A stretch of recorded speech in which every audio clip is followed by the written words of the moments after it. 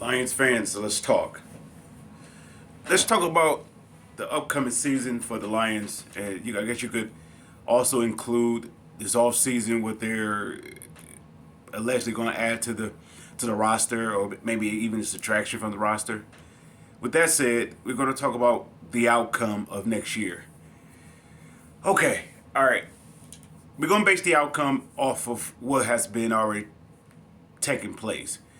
Even if the fan were to say it's hard to predict what's going to happen for the upcoming season when nobody knows how it's going to, how what more pieces or players they're going to add to the roster. It's kind of hard to predict, but that's what makes a prediction a prediction. You're not going by what it was. You're not going by what it could be.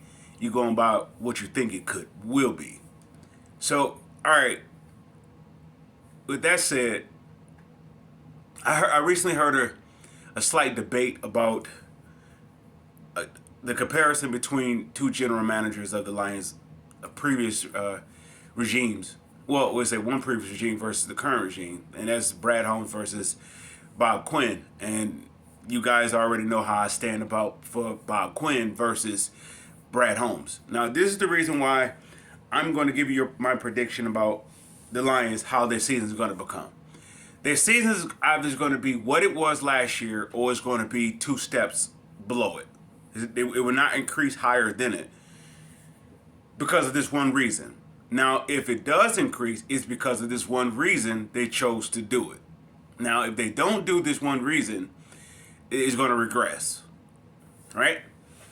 If you stay in the same, you're regressing because you didn't go forward. All right, so look at the Lions roster now, and but yeah, let's look at the Lions record this previous year. Where they was 9-8. Okay, give me a reason why there wasn't 2 games above 500. Give me a reason why there wasn't 5 games above 500. Give me a reason why, they really wasn't. Let's say, yeah, let's stop it at. Let's leave it at 5 games above 500. Give me five. Give me the reason why there wasn't 5 games above 500. Now, somebody may say, well, the roster wasn't together, or you say that it's growing to that. No. Give me the reason why there wasn't 5 games above 500. Why do we start there? Because that's within the control of the organization. That's in control of the general manager. The ownership, the general manager, the head coaches, the assistant coaches, down to the players, right? That's in their control. You can't control what another team does. You only can control what you do. The the intent of winning a game is basically nothing that your opponent can do to you can stop you from being who you are. All right, now the Lions is a 1 game above 500, and for the Lions fan, that's considered successful because how they started off. Why did they start off? I believe they start off 1-6. Why did they start off 1-6? Well, somebody may say it's a slow development process. You gotta give it time. Why did they start off 1-6 though? Why? Not how. Why did they start off 1-6? So, with that said, they still haven't corrected the reason why they started off 1-6. So somebody said, well, that's what they're going to do. That's what they could do in the off season. If they, that's why my prediction is my prediction. If they do not do what they're supposed to do, they would start off the way that they started before, and the record's going to be the same. So it may start off slow, and then it may actually increase, or it's going to start off fast, and then it's going to decrease. All right, now, what is the logic behind what I'm saying? The logic of what I'm saying is the difference between Brad Holmes and Bob Quinn. Bob Quinn didn't build anything for the short term. He built something for long term. Somebody say, how so? Look at the proof. Now, somebody say, this to go with the third pick overall in Jeff Okudah. Some people say that player is a bust. Well, Bob Quinn was looking at a marathon versus a sprint, right? The Lions fans are conditioned to look at a sprint versus a marathon.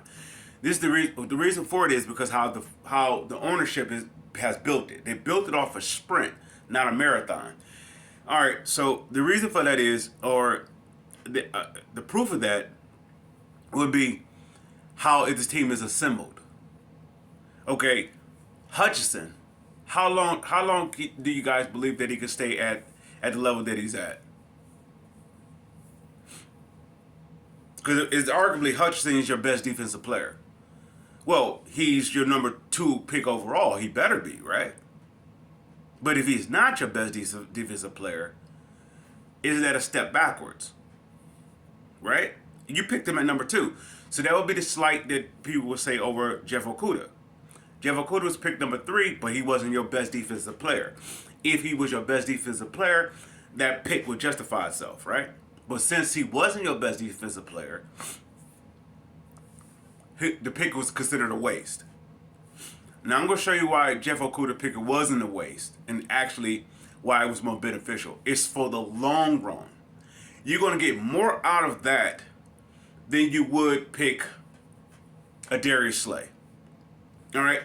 Now this is where I'm going to defend Patricia again, and the very reason why the Lions fans is stuck with where you are.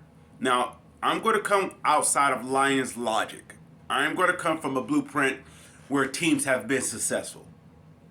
My go-to team has always been the San Francisco 49ers. Why? Because they did it in two different stints. Or you could say,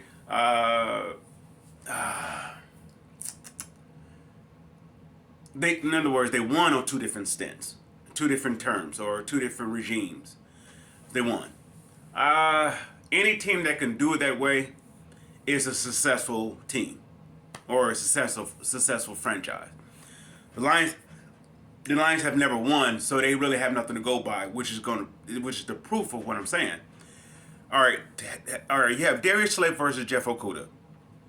The fans said Patricia did a bad job by getting rid of Slay. Only thing that Patricia did was challenge Slay. It's the only thing he did. He didn't do anything wrong. He challenged him. He challenged him to do what? To go above where he was at. Now the problem with Slay was he was content, and he wanted to get paid for being content. They didn't want to pay him for being content. They wanted to pay him to constantly improve. Now, look at what Jeff Okudah has done since he's been here. Some people say the first year he was terrible, second year he was injured, third year he constantly improved. It's endurance. Each year he's going to get better and better and better and better. That's substance.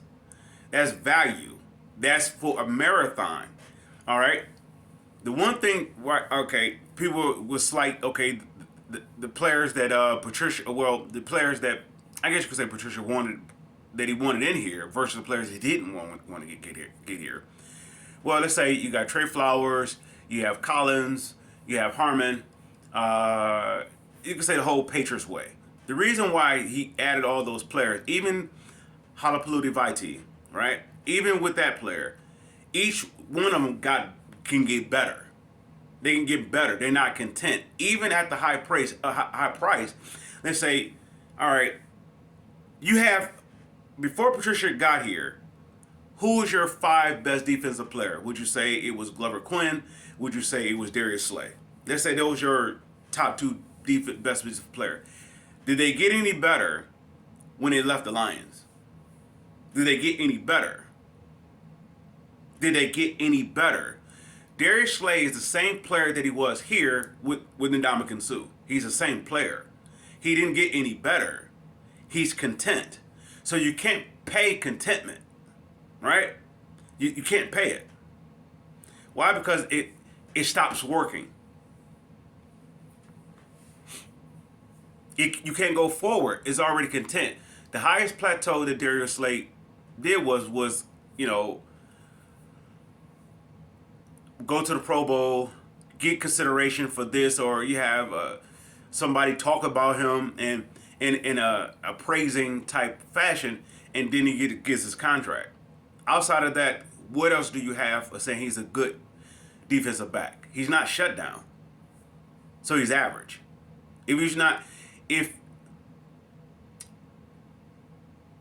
So what's the point of bringing that back here? Or overpaying it more than what he was getting paid for? What's the point of bringing it back? It's not going to get any better, so you have to let it go. Only thing Patricia did was challenge it. Somebody said the comment was disrespectful. What was the comment? The comment was he said something that was inappropriate towards Slay about something that Slay said. If Slay is not talking, how does Patricia say what he says? If, let's say for example, why did the Fords run out Matthew Stafford? Wait, they didn't. Why? Because Stafford doesn't say anything. He doesn't talk. He just show up and work. And they constantly kept rewarding him over and over and over. That's not a slight towards Stafford. How can it be? How can it be? He's considered the best quarterback in Lions history other than Bobby Lane, right? How's it? That's the point what I'm making. That's the point exactly what I'm making.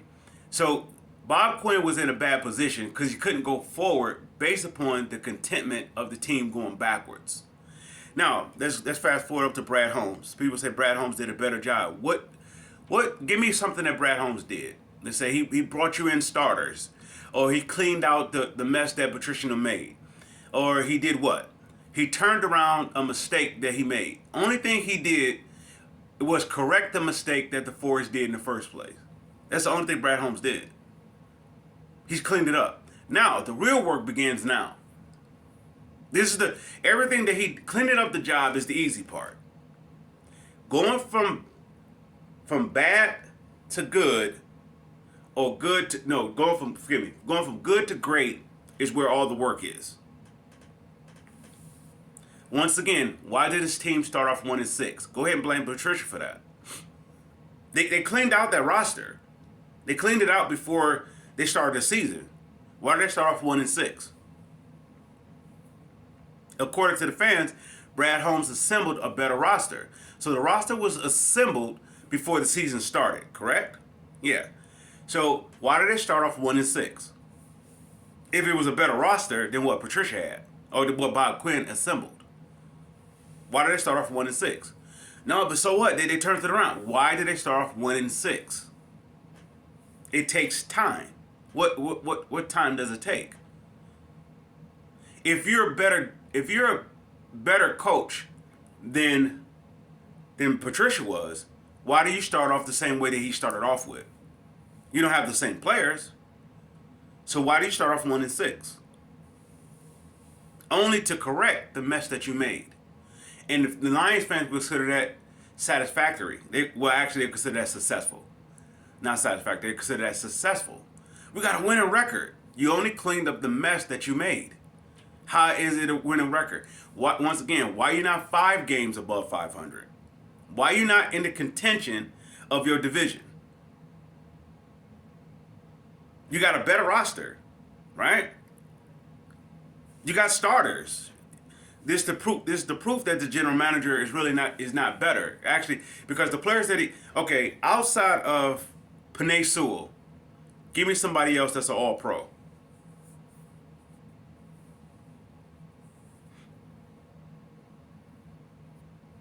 Well, Hutchinson gonna get better. Houston gonna get better. That's prediction down the road. That's not based upon what they did.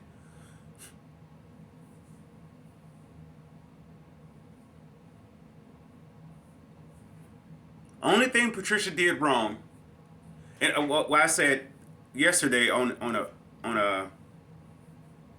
somebody's content, YouTube content, I said that only thing that Quinn did wrong was hire a rookie head coach. It's the only thing he did wrong. That's the only thing he did wrong.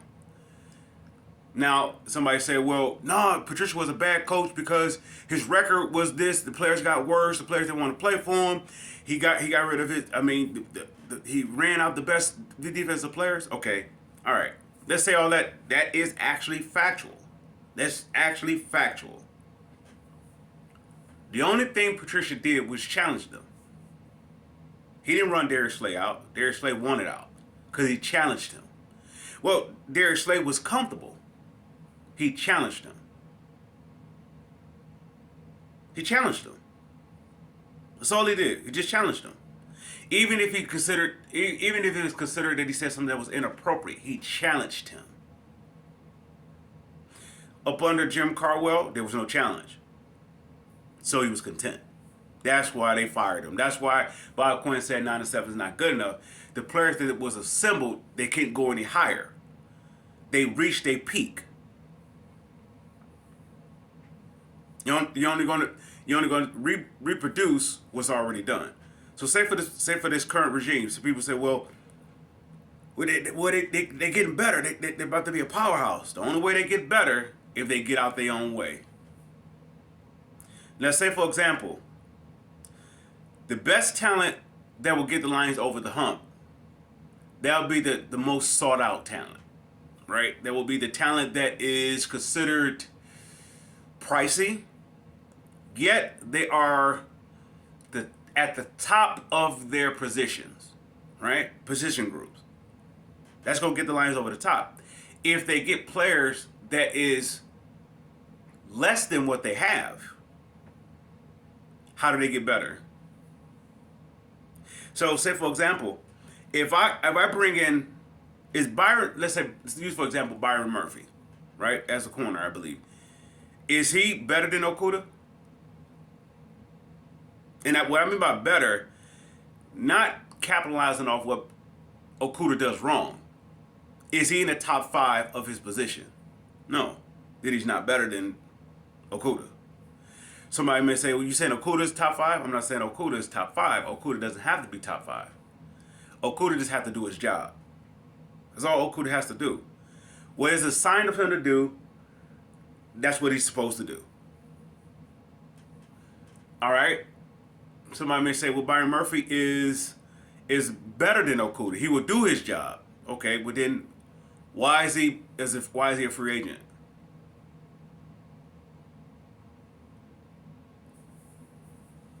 There's a reason why they are a free agent.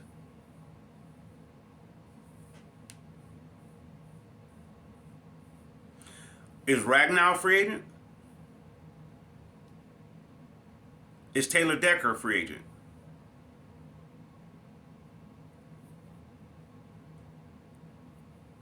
Is Jonah Jackson?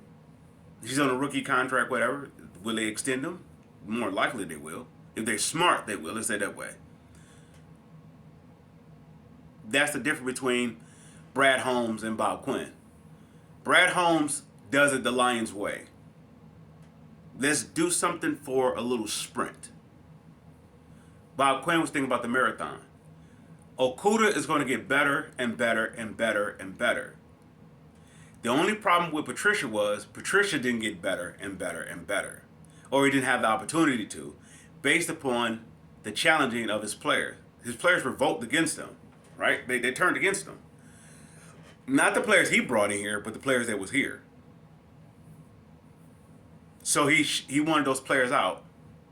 They didn't want to get any better. They was like, we already satisfied. We already had it going. You reached your peak. How do I know you reached your peak? That team didn't do any better without Ndamukong Suh. Those players didn't do any better. Have not increased any higher without Ndamukong Suh. Global Quinn, Darius Slay. Those are your two main defensive players. They did not get better after Ndamukong Suh left, which means they were standing off the shoulders of Ndamukong Suh. So that means what they really was not what they really was. They actually wasn't as good as they advertised themselves to be. They talked it. So Patricia came and challenged it. All right. Be better than where you were. We don't have to. We already got a system running here. We already got it going. He challenged it. That's the only thing he did. He just challenged it. He didn't. Some people say he did it inappropriately. What did he say? He says something about not overly praising other players, opposing players. Right. That's the only thing he said. He said get off there, whatever. That's what he said. Right. That's considered inappropriate to an individual who's challenged. He's challenging him to get out of comfort. But let's say it this way. Why would he say something like that unless you say something to begin with? This is the reason why I was all for getting rid of Slay from to begin with, because there's nothing more you can do with him. He's content. He talks too much. So if you're talking too much, you're not showing that much action. That's the very reason why I don't care for Brad Holmes. Because he talks too much.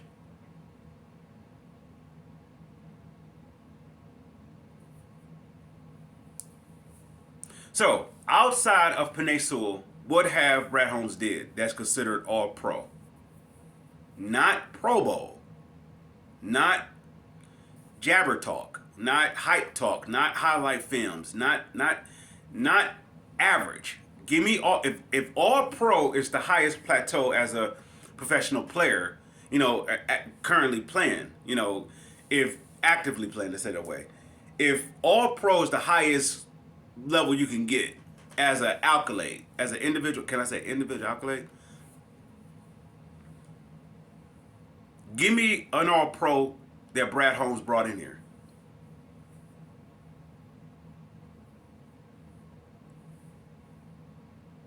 He brought in starters. Give me an all pro.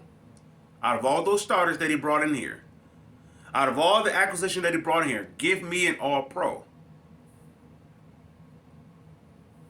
As much as they slide against Bob Quinn, he got you all pros.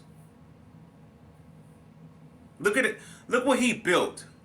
Somebody say, well, the Patriots way, he brought all those Patriots players, but the Patriots players they are carryovers. The same thing what you guys are saying about golf. It's the same thing what he brought in here. They are bridge gap players. His mainstays are the ones that the Lions is built on. His main players was the ones he drafted. That's what they built on. Look at Okudah. Okudah is getting better and better and better. Look at Ragnow. From his first year as guard, when he went over to center, he got better and better and better. Look at Decker. From the moment he got started left, he got better and better. Jonah Jackson, better and better. They got better. So what is the free agents are for? Free agents are is like a stopgap player, right? Until you can find the player that actually can produce them through the draft. We would say cheaper, less expensive, and you get more durability out of them, right? That would be through the draft. So Trey Flowers was here until you got your piece to replace Trey Flowers.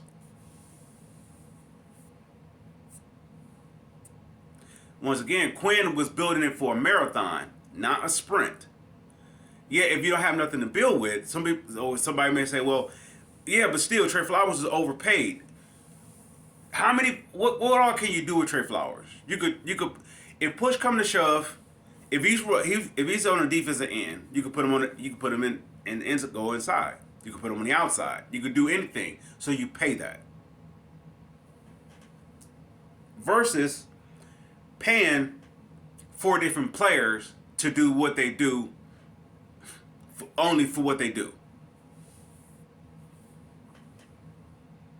So you basically paid him for 3 different positions that he can do.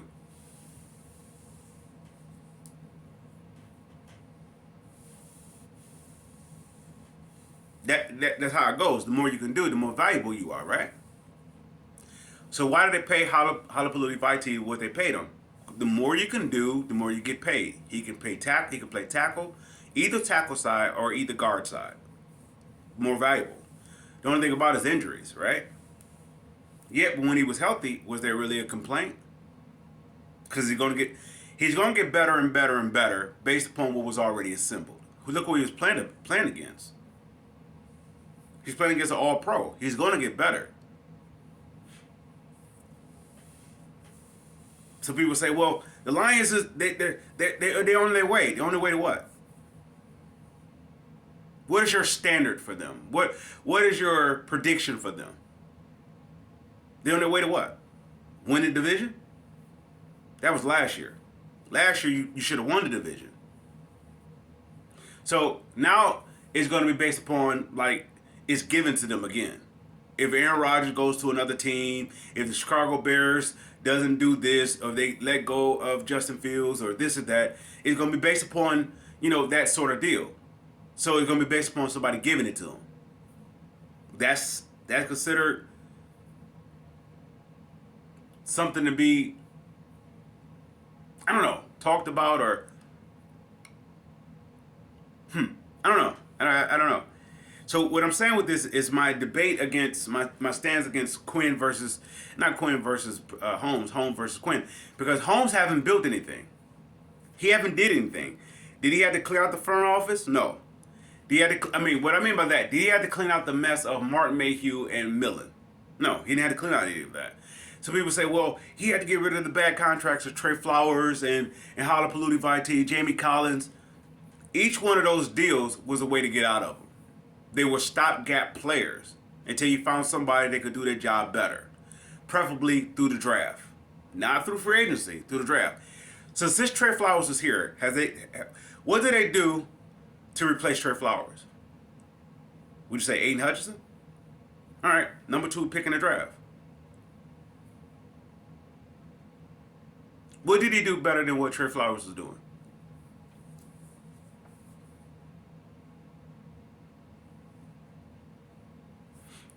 All right, let's go somewhere else. Let's say St. Brown. Let's go with the receiver. All right, who was here before him? We say Galladay. How is he better than Galladay?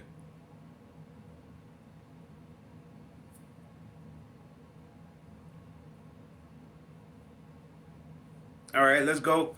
Let's go with Penei Sewell. He got you Penei Sewell. The line was already established. You have an all-pro on the line before he got there. The line is already established.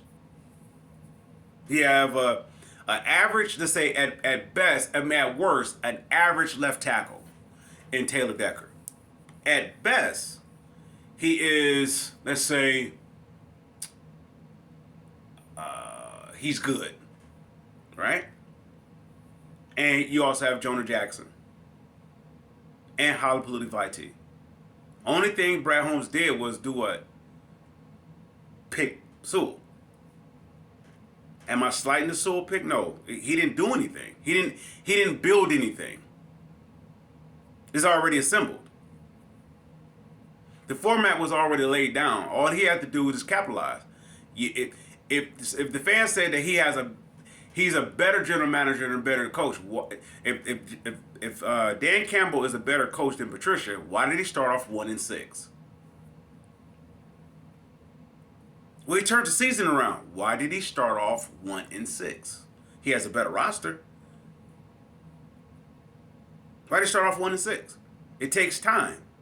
Why did he start off? So Patricia had to clean out all the players Quinn had to clean out Quinn, Patricia. They had to clean out all the players that was content. They didn't want to get any better. The only thing Patricia did was challenge the leaders. That's the only thing he did, was challenge them. And they did what he did. They did what you don't want your leaders to do. They fussed. I want out of here. I want out. I don't want. You don't want those type of players. You can't do nothing with that, because they're based upon how getting their way.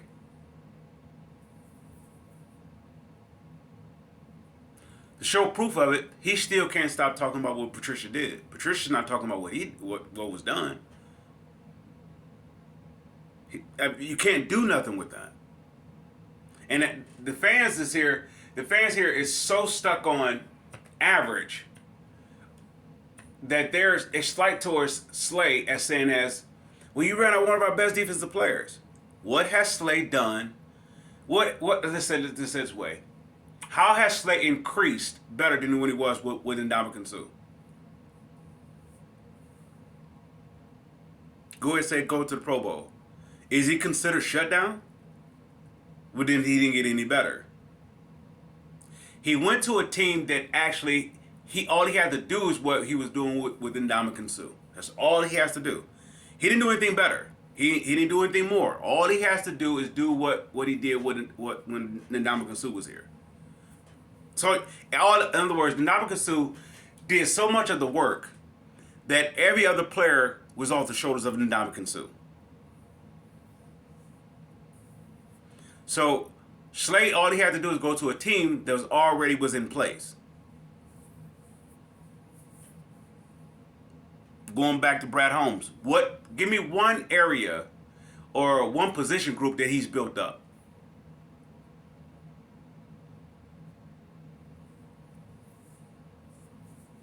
Go ahead and say the defensive line.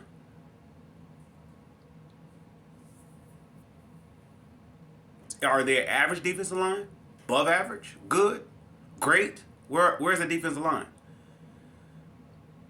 The linebackers. Are they average? Good? Great? Where are they? Okay. Let's go with the secondary. What did he put back there?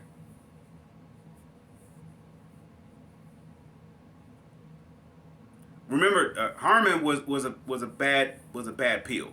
Okuda's a bad peel. Owerrier is a bad peel. What did he do to make it better? What has he done to make it better?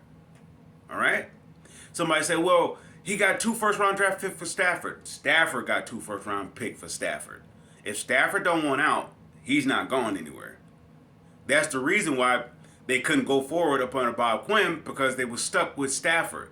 That contract it stuck them. So now we're in the same predicament that they were in when Stafford was here with Goff. You're in the same position. You cannot go forward until the Goff situation is resolved. So somebody would say, well, if we go with a rookie, we don't like the class that we're going to get, right? But people say, well, they take the crapshoot with that. They gamble with that. But go with this one. If you go with the rookie quarterback, how do you go forward? You're gonna have to hold him to the self-same account that you held Okuda to. You got to hit the ground running. All right. So if it's not a rookie quarterback, what's your next option? Free agency. Give me a free agent that you're going to bring here that's going to this team is 9-8. Give me a free agent that's going to make this team 10-7. That's because that's the goal. You got to get better. You can't stay the same or regress. You got to get better. Give me a free agent that's going to give this team 10 wins.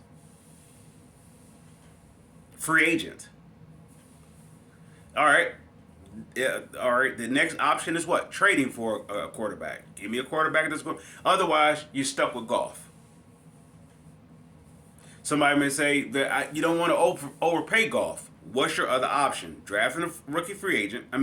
Drafting a rookie, bringing in a free agent, or what? Trading for a quarterback.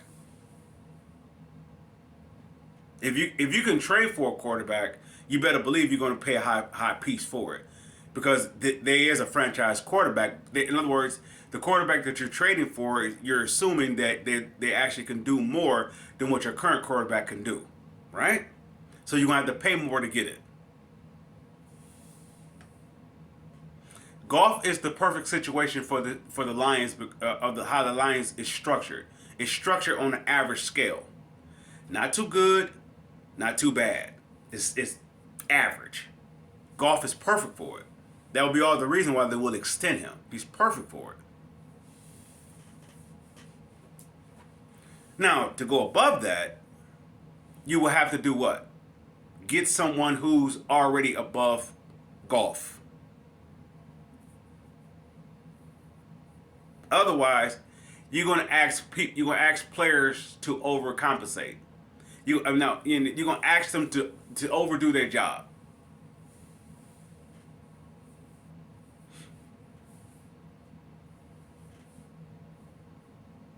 So this is my why this team will actually be going to reproduce what it did last year. 9 days going to start off slow, and then maybe round out, or it's going to start off fast and then it's going to round out slow. It's based upon how it's structurally done. Okay, so somebody may say, what would you do at quarterback? Well, it depends on how I look at this team. If I look at this team as a contender, then I'm going all out for it. If I don't look at this team as a contender, then I'm going to regress. I have to let go of Goff. and I have to bring in a rookie, I'm going to have to regress because I reached as high as it is going to get based upon the money scale. I, based upon the cap situation, I'm as high as it can go with what I have to work with. I have to get rid of it. That's the reason why you had to let go of Slay. It's not that Slay was a bad player. He just couldn't get any better. So I will have to pay him more for not getting any better, which is a bad situation that you're going to be in as a general manager. So you have to let it go. Even if you have to take the regression hit of bringing in a rookie that you have to grow with.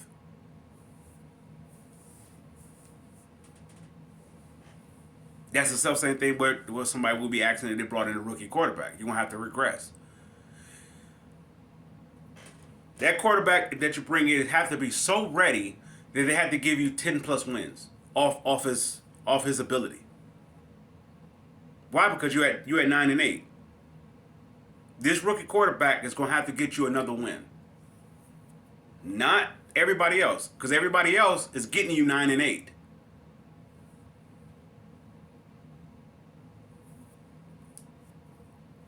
So, what I would do at quarterback is I don't care for any rookie guy because I don't see nobody getting you 10 wins. Getting you the 10th win. I don't see anybody that gets you that one game. I don't see anybody like that. I'm not saying for the Lions, I'm saying against opposing teams. I don't see a quarterback that's going to give me that 10th win.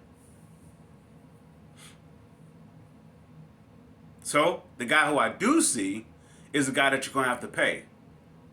It's Lamar Jackson. You're going to have to pay him. Which is the Forts or the Lions way, that's the nightmare. You're going to have to pay it. I'm going to give you more than what you have. Can Lamar Jackson get you that 10th win? Yeah, he can get you that 10th win. Can Jared Goff get you that 10th win? It's a possibility he could. Jared Goff is the safe pick. Yeah, it's an average pick. What I mean by that is, you know what you're going to get, and I don't think there's much room for him to get better. He don't have to get better. What I mean by that, does that mean that his completion doesn't improve? It actually can improve. His interception can improve. Yeah, actually it can. Well, what does that mean? His interception rate can actually improve if you don't have to throw the ball as much. So that doesn't mean anything. You just took the ball out of his hand. So that doesn't mean that he actually improved. That means that you just put him in a position not to make a mistake, which will be a smart head coach or a smart system. Put him in a position to succeed, not to fail. All right. Let's say, okay, touchdowns. Okay, put him in position to succeed. Make the field shorter. Run the ball, dink and dunk, make a quick hit. Right? That's just what I'm saying about when it comes to golf. Golf has a limited window. Everything has to be. He actually is what Stafford is. He's just not what Stafford was. Stafford was a gunslinger, right? Golf is not. What I'm saying by that is, with golf, you can win because you can get to the Super Bowl with him, but you're just gonna have to do it. You're gonna have to do it the way that Stafford was able to do it with the Rams. You're gonna have to give him everything that everything gonna have to be ready for him, so you don't have to do more than who he is. Same thing go for golf. If you ask him more out of golf, it's not gonna happen. But yet you're gonna have to pay him for it. That's the same situation with Slay. Somebody may say, well, no, Slay was a good whatever. You're gonna have to pay him more to do what he already did. The only thing that was gonna make Slay better was getting you a defensive player that was better than he was. Slay balling out in Philly. No, Slay is in the system.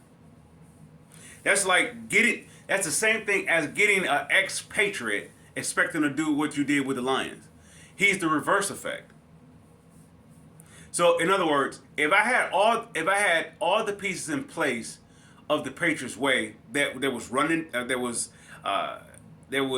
functioning the way that it was doing in New England up under Bill Belichick, but then it's going to run like a well-oiled machine, right? That's the same thing what you did. You did the reverse effect with Slay. It was a well-oiled machine before Slay got there. All he just did was added Slay, and it kept running. Quinn and Patricia had to do the reverse effect, based upon somebody say, well, the system that Patricia and them tore down was running good enough. Well, then why did you fire the head coach? If it was already successful, why did you fire the head coach? Because you couldn't go any higher with that. Why you couldn't go any higher with that? Because the players you were stuck with, based upon what Mayhew did. You were stuck with a roster that could not improve. You could not, because of the money that it was tied to, you could not improve. Still, they was winning. You can. What is the goal? Have a winning record or a Super Bowl? So when Quinn make the comment 9-7 is not good enough, he's not saying that winning 9 games is not good. He's saying that that's going to be the highest that they're going to be able to reach, based upon how the roster was assembled.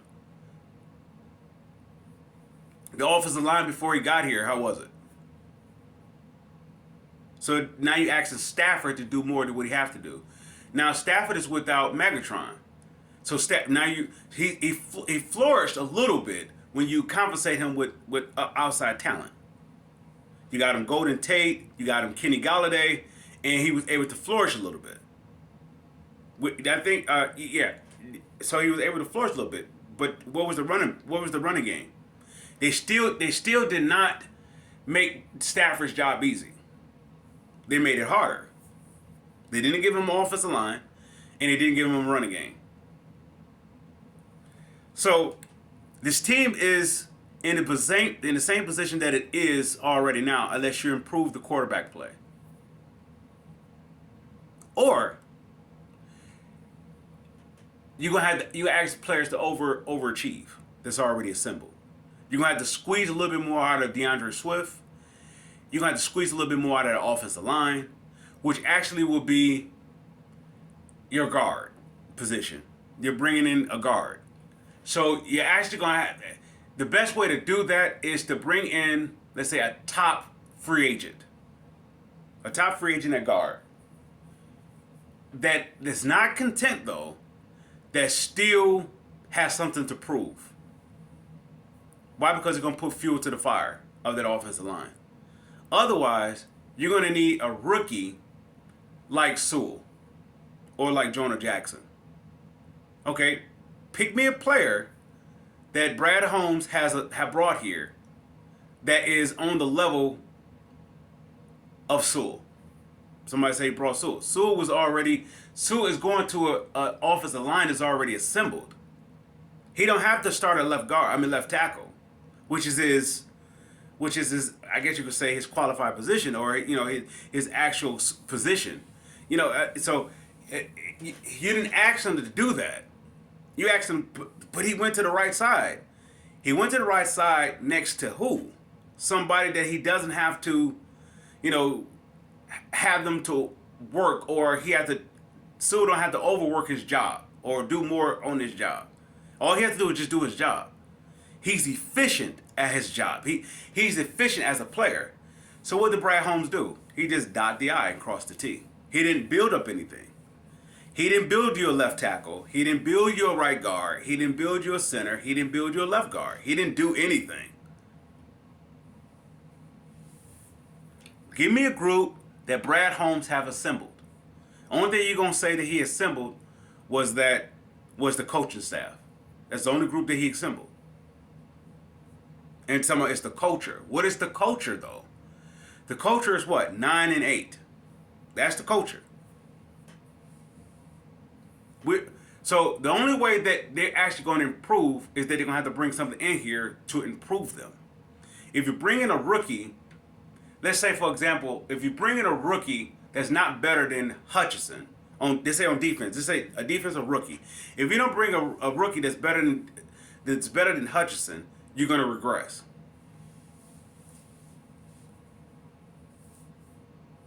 Hutchinson going to get you double-digit sacks. Let's say if he does. But how does he make that defensive line better?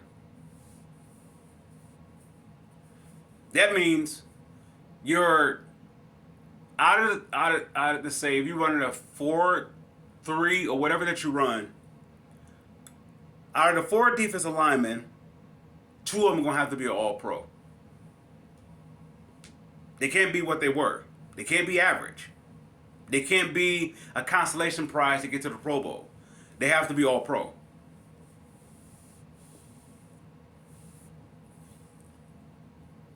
So that means this organization is going to have to do something that they're afraid to do. Get outside their comfort. But who put you in this place to do it? Bob Quinn. When he said 9-7 is not good enough, this is what he said. That comfort level is done. Only thing Patricia did was just challenged it. And Slay as your leader, Quinn as your leaders, how did they respond? Did they respond like Stafford did? No. Stafford was a hard worker, so Stafford got a Super Bowl. He got rewarded. Slade got a Super Bowl too. Slade was on a team that's already assembled. He didn't do anything.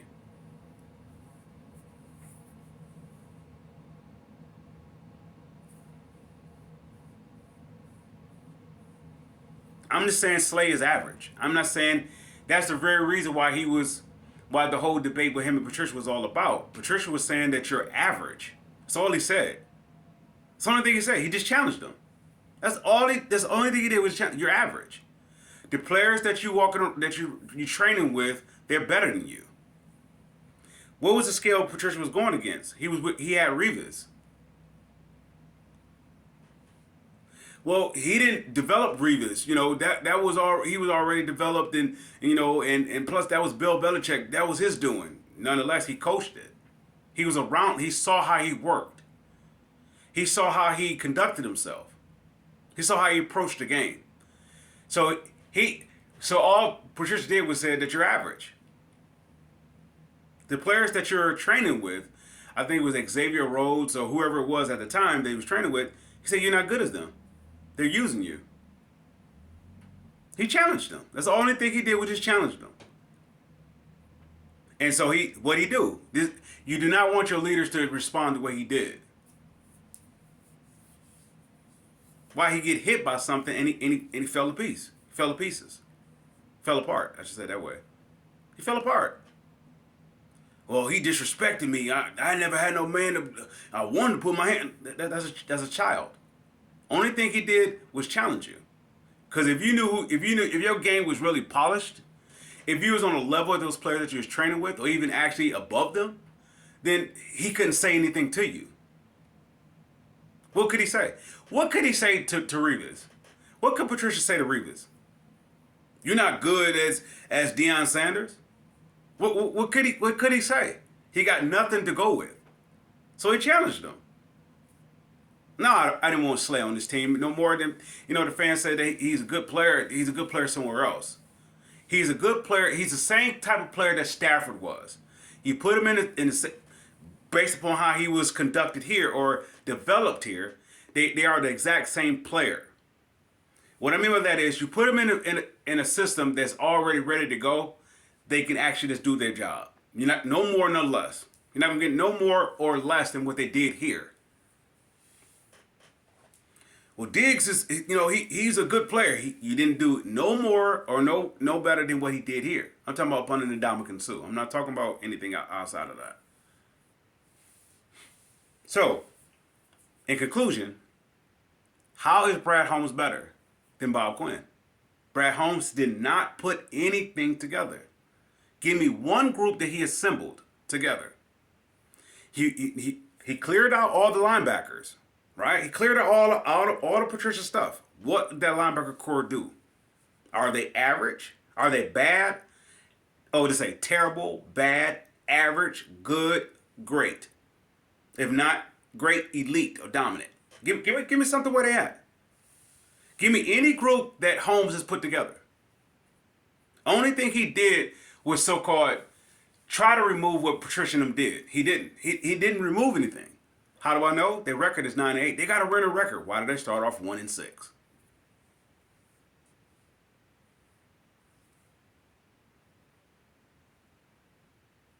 And the only thing he did was went to their strength. What was their strength? What Bob Quinn assembled to the run game. Without that run game, you don't win. You don't turn around your season. They had, the offensive line was their foundation. Their defense is terrible. Give me something that he has done. So no, Patricia, he's trash. He ran out Darius Slade. All right, tell me how Darius Slade got better with Philadelphia in comparison to his play with Ndamukong Suh.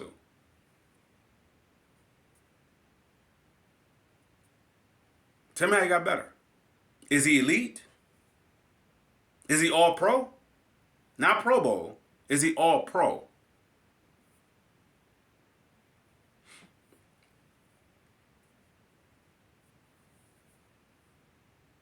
So with that said, we conclude with that. Lions fans, I salute.